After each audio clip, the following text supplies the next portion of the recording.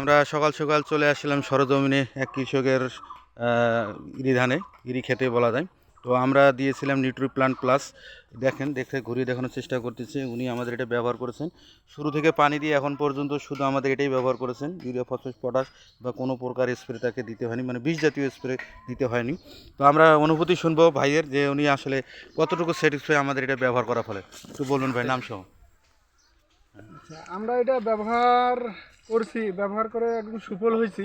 আশা করতেছি কোনো কীটনাশক বা রাসায়নিক সার আমরা এখন পর্যন্ত কোনো ব্যবহার করি নাই। ধানের যে অবস্থা দেখতেছি ভালোই আছে এবং ইনশাল্লাহ আমরা সফল হব আশা করতেছি এটা ব্যবহার করার ফলে। ধন্যবাদ ভাইকে। আমরা আসলে ইউরিয়ার যে পরিস্থিতি, বাংলাদেশে ইউরিয়ার একটা সংকটময় মুহূর্ত চলতেছে।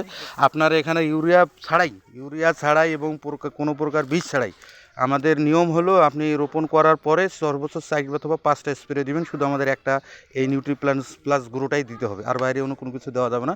তার মানে আমরা বোঝাতে চাচ্ছি, ইউরিয়া, ফসফেট, পটাশ এবং বিষ কোনোটাই চলবে না।